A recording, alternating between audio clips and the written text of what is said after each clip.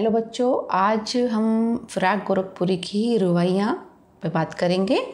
इससे पहले वाली वीडियो में हमने गज़ल पढ़ी थी, अब रुबाइयाँ देखिएगा। थोड़ा सा फ़िराक गोरखपुरी जी के बारे में जान लेते हैं कि फ़िराक गोरखपुरी उर्दू फ़ारसी के जाने माने शायर। इनका जन्म 28 अगस्त सन 1896 को गोरखपुर में हुआ, इसलिए इनके नाम के पीछे गोरखपुरी लगा हुआ है। इनका मूल नाम रघुपति सहाय फ़िराक था। इन्होंने रामकृष्ण की कहानियों से अपनी शिक्षा की शुरुआत करी। बाद में अरबी, फ़ारसी और अंग्रेजी में शिक्षा ग्रहण की। 1917 में ये डिप्टी कलेक्टर के पद पर चयनित हुए, परंतु स्वतंत्रता आंदोलन के कारण इन्होंने 1918 में इस पद का त्याग किया। ठीक है, आंदोलन में हिस्सा लेने के कारण सन 1920 में इन्हें 1.5 साल की सज़ा हुई। इलाहाबाद विश्वविद्यालय में अंग्रेजी विषय के अध्यापक रहे। इन्हें गुल्ले नगमों के लिए साहित्य अकादमी पुरस्कार, ज्ञानपीठ पुरस्कार, सोवियत लैंड नेहरू अवार्ड मिला। 1938 में इनका देहावसान हो गया। तो आगे देखो, अब इनकी आज हम जो पढ़ रहे हैं वो होंगी रुबाइयाँ। रुबाइयाँ उनकी रचना गुल्ले नगमा से उद्धृत है। ठीक है, रुबाई फ़ारसी का एक छंद है और लेखन की एक शैली। ठीक, तो इसमें एक छोटे बच्चे के विषय में उन्होंने बताया है। पहला देखिए, रुबाइयाँ का आंगन में लिए चांद के टुकड़े को खड़ी, हाथों पे झुलाती है उसे गोद भरी, रह रह के हवा में जो लोका देती है, गूंज उठती है खिलखिलाते बच्चे की हंसी। यहाँ देखिए, शायर कहते हैं कि एक माँ चांद के टुकड़े अर्थात अपने बेटे को अपने घर के आंगन में लेकर खड़ी है। वही अपने चांद के टुकड़े को अपने हाथों पर झुलाती है, बीच बीच में वह उसे हवा में उछाल देती है। इस प्रक्रिया में बच्चा प्रसन्न हो जाता है तथा बच्चे की खिलखिलाहट सारे चारों तरफ गूंजने लगती है। काव्य सौंदर्य देखें, माँ द्वारा बच्चे को झुलाना, बच्चे का हंसना आदि स्वाभाविक क्रियाएं हैं। तो कौन सा अलंकार हुआ? स्वाभावोक्ति अलंकार। वात्सल्य रस है, दृश्य बिंब, आंगन में लिए, देखिए कहाँ पर है ये बिंब, आंगन में लिए चांद के टुकड़े को खड़ी, गोद भरी, हाथों पे झुलाना, हवा में लोका देना, ये सब। अंतिम पंक्ति में श्रव्य बिंब है। चांद के टुकड़े, खिलखिलाते बच्चे की हंसी है ना। चांद के टुकड़े मुहावरे का सुंदर प्रयोग है। रह रह में पुनरुक्ति प्रकाश अलंकार, लोका देना देशज भाषा का शब्द, उर्दू हिंदी मिश्रित शब्दावली है। और छंद कौन सा है? रुबाई।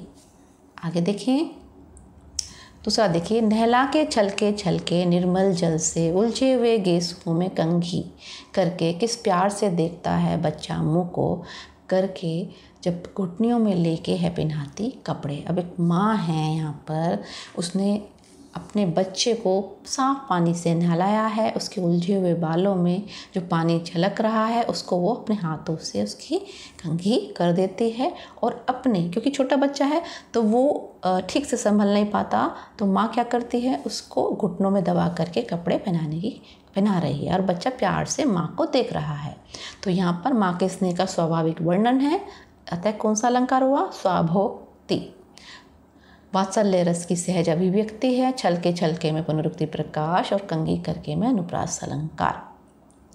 जब घुटनियों में लेके है पिनाती कपड़े में लोक भाषा का प्रयोग, उर्दू हिंदी भाषा का मिश्रित रूप, दृश्य बिंब। और छंद कौन सा? रुबाई। आगे देखें,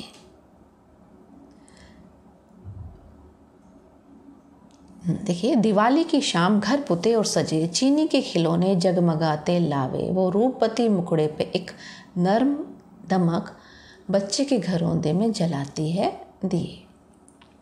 दिवाली की शाम है, इस अवसर पर रंग रोगन से पुता हुआ घर है, सजा हुआ है, घर में मिठाई है, चीनी के बने हुए खिलौने हैं जो आपने दिवाली के समय में देखे होंगे। और माँ के सुंदर मुंह पर हल्की सी चमक जब अपने बच्चे के घरौंदे में दिया जलाती है। देखिए यहाँ पर काव्य सौंदर्य, आम व्यक्ति के घर में दिवाली के अवसर पर हुई रौनक का स्वाभाविक वर्णन है। माँ की ममता का सुंदर चित्रण, दृश्य बिंब। देखिए कौन कौन से हैं?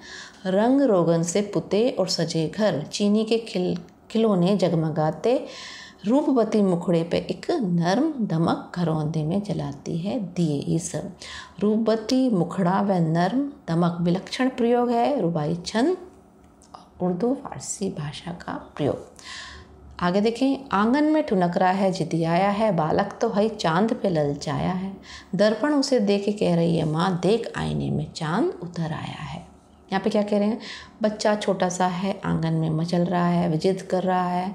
अब उसे क्या चाहिए, चांद। आपने अगर एक पढ़ा हो कि कृष्ण जी, सूरदास जी का एक दोहा पद है कि मैया मैं तो चंद्र खिलौना ले हूँ, यानी कि कृष्ण जी यशोदा माता से चांद को पाने की जिद करते हैं।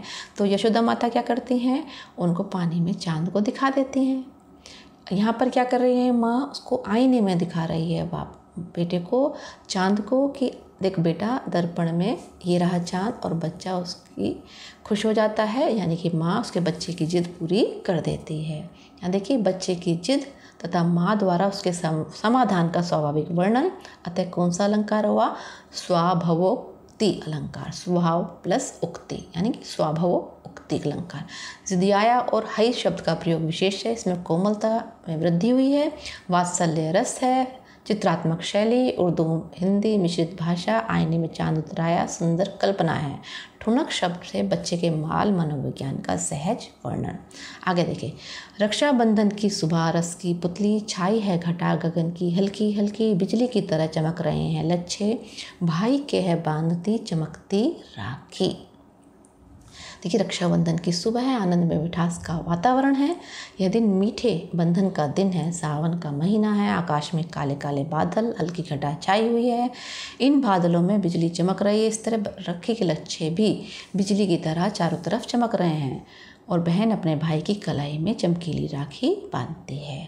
रक्षाबंधन के त्यौहार का प्रभावी चित्रण है, उर्दू हिंदी मिश्रित भाषा, हल्की हल्की में पुनरुक्ति प्रकाश तथा बिजली की तरह चमक रहे लच्छे में उपमा अलंकार, प्रसन्न बालिका को रस की पुतली की संज्ञा दी गई है, रुबाई छंद का प्रयोग। ठीक है, तो ये आपका पाठ यहाँ पर समाप्त होता है।